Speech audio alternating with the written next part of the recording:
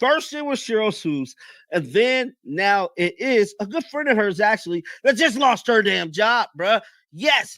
First, we heard about Sheryl Swoopes getting the boot, and now her close friend has also lost her job. That's right, another one bites the dust. It looks like the WNBA might be systematically removing broadcasters who've been attacking Caitlin Clark over the past year. And I'm telling y'all right now, you got to pay close attention to what is happening in the W, dog. I spoke about this a few weeks ago. Seemed like every person that wronged Caitlin Clark in some way, shape, or form is no longer employed, is no longer in this damn league. Cindy Brunson, one of Clark's loudest critics, or should I just say haters, has been officially removed from the Phoenix Mercury broadcast team. And get this, she's not just gone from Fever games, she's completely off all broadcasts. Let me break down who Brunson is, her history of spreading misinformation about Clark, and how the Mercury organization decided to let her go. Everyone else is not there. Look at Kennedy Carter. Kennedy Carter's going on streamer podcasts as of right now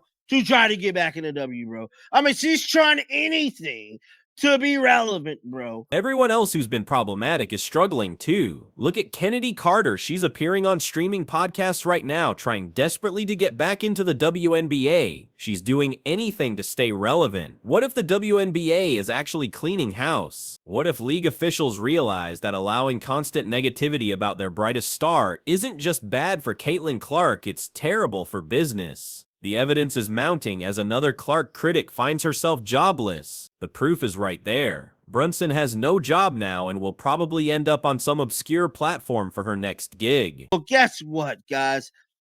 The proof was in the pudding, because I'm here to tell you she ain't got no damn job right now, and she's going to be going on Gilbert Arenas probably for her next employment. Cindy Brunson isn't exactly a household name, but within WNBA circles, she's been a familiar voice. As part of Phoenix's broadcast team, she built a career commenting on women's basketball, but something shifted when Caitlin entered the league. Brunson's commentary changed from professional analysis to something that felt increasingly personal and hostile. She showed up to a Caitlin Clark game wearing Sheryl Swoopes shoes. Looking back, she's been as big a Clark hater as anyone in the media. Her pattern began with a weird obsession with undermining Clark's collegiate scoring record. Instead of celebrating this historic achievement, Brunson took every opportunity to discredit it, constantly pushing Swoopes' accomplishments as somehow more legitimate. We applaud the accomplishment, but it can't truly be appreciated. Not only you can't truly be appreciated. She showed up to a Caitlin Clark game wearing Sheryl Swoopes shoes. Like, she is as big, like, even looking back on it, she is as big of a Caitlin Clark hater as there's been. This wasn't just a one-time comment or random remark. It became a recurring theme in her commentary, a deliberate attempt to diminish Clark's achievements before she even played her first pro game. But Brunson's campaign against the Fever organization went beyond just targeting Clark. She strangely pushed a narrative that Kelsey Mitchell, the Fever's established star, wanted out of Indiana. This claim came despite Mitchell's own words and actions showing her commitment to the team. It was like Brunson was trying to create drama and division where none existed, potentially damaging team chemistry during a crucial season. Obviously, we've seen her trying to basically get Kelsey Mitchell off the Fever, but someone just said, stay the F away from the Fever. The Mercury commentator didn't stop at criticizing players. She extended her hostility to the fan base itself. Her comments about Fever supporters crossed the line from basketball analysis to inflammatory attacks. She seemed particularly bothered by the surge of new fans Clark brought to the game, treating them not as welcome additions to women's basketball, but as unwanted outsiders who didn't deserve a voice. Perhaps most revealing about Brunson's agenda was her decision to mock Monica Chinano, Clark's former Iowa teammate. This showed that her negativity wasn't limited to just Clark, but extended to anyone in Clark's circle. By taking shots at a young player who wasn't even central to WNBA storylines, Brunson revealed this wasn't about basketball analysis, it was personal. Cindy Brunson is saying that she just thought it was a doppelganger situation, and that this wasn't Sydney Colson trying to make fun of Monica Chinano. Then maybe, like, it wouldn't look as bad, but her explanation was awful. But at the same time, like, it was very clearly Sydney Colson was trying to make fun of a college student.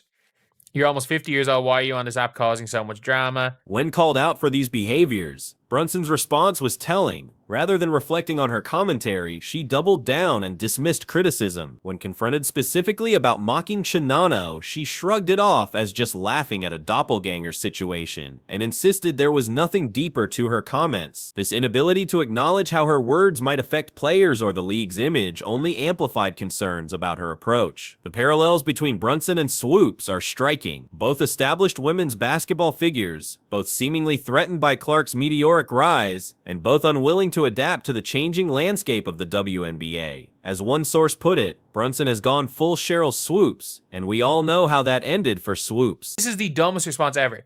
It was literally from last year, not years ago, and you were laughing at a professional WNBA player intimating that a young woman in college looks like a man. There's literally date at the bottom. So what's become blatantly obvious that you're really good at holding fans to a different standard you hold yourself, which is worse. And this would be like, she probably could have explained herself better, but like, and in fairness, she did say in hindsight she didn't. But this is the worst tweet. The pictures look like a doppelganger situation. I'm sorry that's not good enough for you, but that's the truth. And the college player was a grad student who was... What the hell does that have to do with anything? What makes this situation particularly troubling is that it wasn't just isolated incidents or occasional lapses in judgment. Brunson engaged in a systematic campaign to undermine a player's legitimacy in the league. In any professional sport, there's room for criticism and analysis, but when that criticism becomes a personal vendetta, when it extends beyond the player to their teammates, their team, and their fans, it crosses a line from commentary to something much less professional. She has gone full Sheryl Swoopes, and that's not good. It's not good for basketball, it's not good for the Phoenix Mercury, it's not good for her own career. And I do hope that she just deletes the Twitter app. And that is what I've said to Sheryl Swoopes. If you are Cindy Brunson, delete the Twitter app right now. The Mercury organization, to their credit, finally recognized the damage Brunson was causing. Her commentary wasn't just hurting Clark, it was damaging the Mercury's brand, and by extension, the WNBA. In a league fighting for growth and mainstream attention, keeping someone on the payroll who seemed determined to tear down its biggest attraction simply made no business sense. The Mercury's decision wasn't a slap on the wrist, it was a complete removal. When teams typically handle problematic broadcasters, there's a well-established damage control playbook. Reassign them to less visible games, issue a carefully worded apology, or impose a brief suspension. But Phoenix chose a different path entirely, removing Brunson from every single broadcast on their 2025 schedule, not just the Fever matchup. Not one to celebrate people losing their job, but Cindy Brunson was legit unlistenable on the microphone, and that's not even including the anti-CC stuff. Swoopes gone, Brunson gone. They're weeding out of the fools is in full swing. WNBA teams and networks continues this trend and capitalize on their new eyeballs. This comprehensive removal speaks volumes about how the organization viewed the situation. They didn't see this as a Caitlin Clark problem that could be solved by keeping Brunson away from Indiana games. They recognized it as a Cindy Brunson problem that affected their entire broadcast operation and their relationship with fans in the league. What's particularly telling is the timing. The Mercury waited until after the 2024 season concluded before making this announcement. This wasn't a knee-jerk reaction to one inflammatory comment or a hasty decision made under public pressure. It suggests a deliberate, calculated evaluation of Brunson's overall impact on their brand. The organization took their time, assessed the situation thoroughly, and made a strategic decision away from the immediate spotlight of an ongoing season. Cindy Brunson, all right? Apparently she has been fired as well. Got clipped. And yeah, if you don't know this person, she was really nasty as well. I didn't necessarily talk about her too much, but yes, she was a nasty individual. The announcement itself was notably understated. Brunson's name simply vanished from the team's broadcast lineup for 2025. No dramatic press release, no public explanation, just absence. This quiet approach suggests the Mercury wanted to move forward without drawing additional attention to the controversy, treating it as a business decision rather than a public spectacle. Fan reactions throughout the season likely played a significant role in this decision. Social media was filled with criticism of Brunson's commentary, with viewers becoming increasingly vocal about their dissatisfaction. These weren't isolated complaints. The groundswell of negative feedback created substantial pressure on the organization to take action. When fans start directly tagging your team account to express embarrassment about your broadcaster, that's a problem no sports franchise can ignore. Nobody. Skip Bayless, to his credit, he knew who Lindsay Whalen was. He knew who Maya Moore was, wanted to have a conversation. So the fact that Stephen A is using my sister Sheryl Swoopes for clicks and likes is horrifying. And I implore everybody that can hear my voice to push back on Stephen A and say, why won't you have Sheryl on? Why won't you have Monica McNutt back? Because they called him out.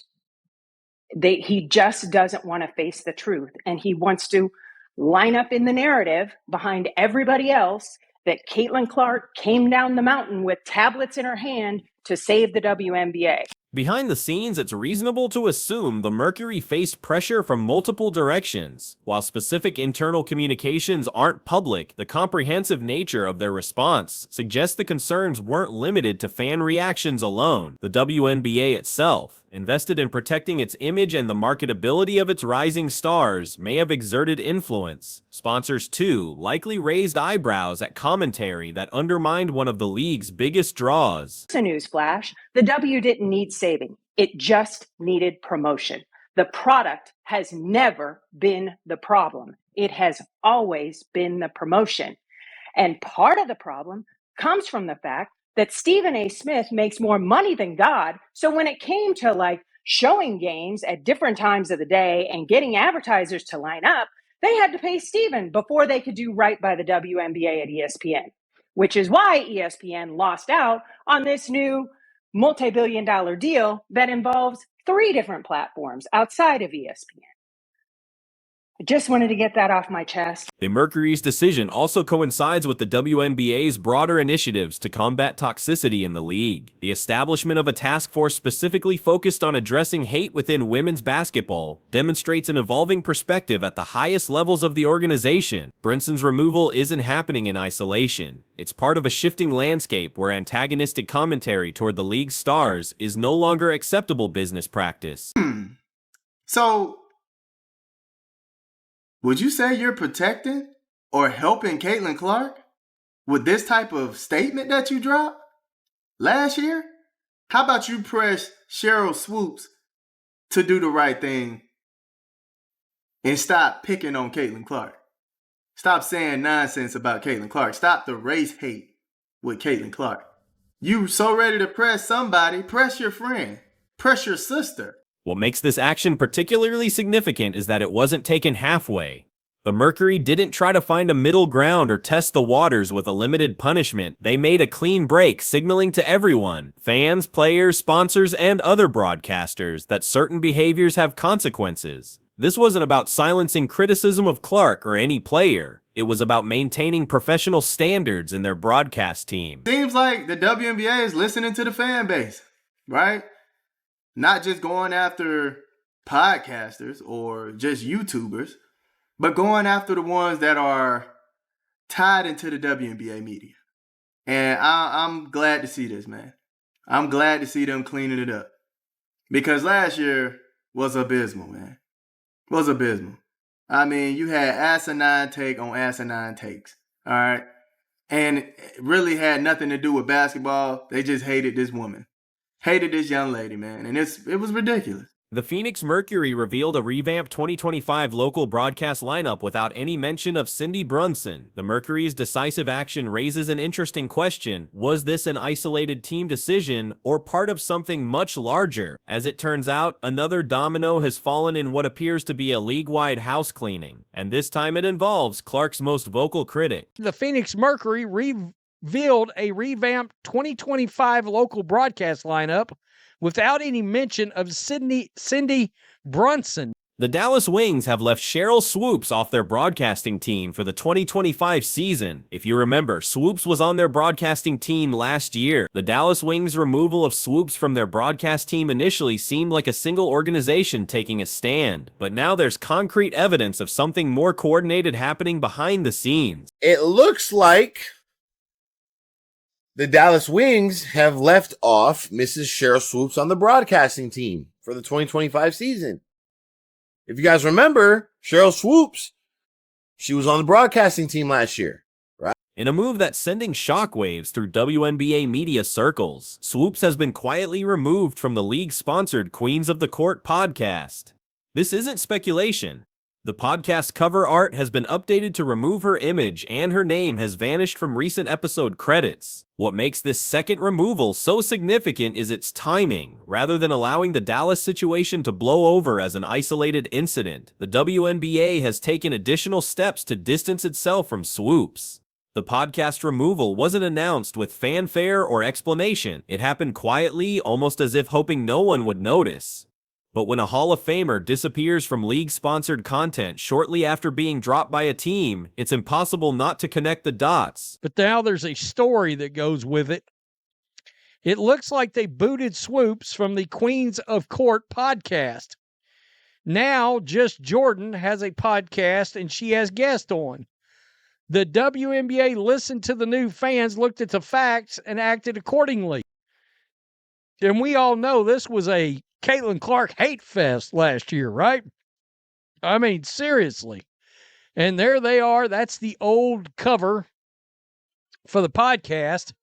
And this is the new. This pattern reveals something deeper about Swoopes that goes beyond her comments about Caitlin Clark. Her coaching tenure at Loyola University Chicago offers illuminating context. After a mass exodus of players, Loyola fired Swoopes amid troubling reports about her treatment of student athletes. Former players described an emotionally volatile environment where Swoopes would cry during games and practices, threaten scholarships, and inappropriately share personal information. Loyola University basketball coach Sheryl Swoopes, she's under investigation, accused of mistreating players. College coach is not only under fire, but under investigation after reports that the majority of her roster has decided to leave. That she mistreated players. It was the environment she had created. I was belittled, humiliated, made to feel extremely small. Head coach since 2013. Last year, 5 of her players reportedly transferred to different programs. And this year, a reported 10 of the team's 12 players aren't planning on coming back. One former Loyola player, Kate Sohn, delivered a particularly damning assessment. Just because you're a great player doesn't mean you're a great coach. This history of belittling and humiliating players at Loyola creates a concerning pattern that continued into her broadcasting career, where her comments about Clark weren't innocent mistakes, but appeared calculated to diminish a rising star's achievements. You asked me about Caitlin. If you're going to break a record, to me, if it's legitimate, you have to break that record in the same amount of time that that player set it. Okay. Right? So if Kelsey Plum set that record in 4 years, well, Caitlin should have broke that record in 4 years. But because there's a COVID year and then there's another year, you know what I mean? So she's already had an extra year to break that record. So is it truly a broken record? Remember those comments about Clark being in her 5th college season when it was actually her 4th? Or the absurd claim that Clark took 40 shots per game when Swoopes dismissed Clark's record-breaking performances with "So, is it truly a broken record?" I don't know. I don't think so. It wasn't just criticism. It was part of a deliberate campaign to undermine Clark's legitimacy. Ups are dropping. First, Sheryl Swoopes, now Cindy Brunson. Who else of the Hatelins got the axe this season? So, you mean to tell me that the NBA, and by default trickling down, as in Adam Silver probably called Kathy Engelbert and said, "You know what we're going to do here? We're not going to have all this hating on the player I did a video on earlier, the women's player, the female player that is second in NBA jersey sales." The simultaneous removal of both Swoopes and Brunson from their respective roles around the same time points to a deliberate league-wide strategy. 2 former players, 2 broadcasters, 2 vocal Clark critics, both gone. The mathematical probability of these being coincidental decisions is virtually 0. Somebody got the memo about revenue. And this is a good look. It is. I'm not going to act like it's not. Sounds like the league's getting more professional, getting rid of the clowns. G-Unit pointing it out. NBA would increase the WNBA's revenue sharing pie, but it would insist on having say in who the WNBA uses as their mouthpieces. G-Unit, pretty smart on this one. Maybe broadcasters realize the Caitlin Clark fan club has the biggest fan base. Just hope the replacements are more unbiased.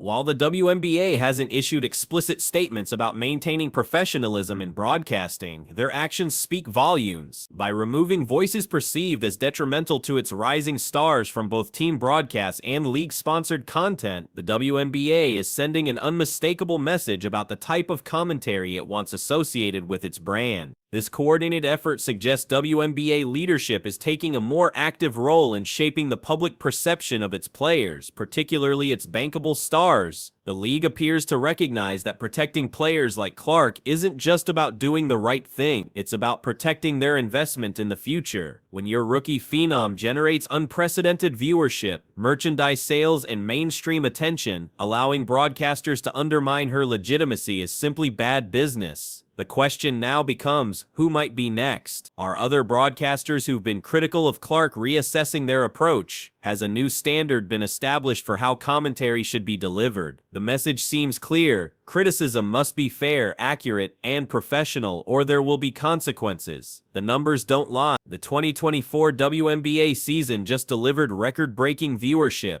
and it's no coincidence this happened during Caitlin Clark's rookie year. The league is finally waking up to what fans have known all along. Stars like Clark aren't just players, they're the future of the entire operation. By cutting ties with toxic voices like Brunson and Swoopes, the WNBA is sending a clear message ahead of the days of tearing down rising stars are over. Women's basketball deserves better, and it's finally getting it. If you agree with these firings, comment Sheryl and Cindy deserve it below. Like, subscribe, and turn on all notifications so you never miss out.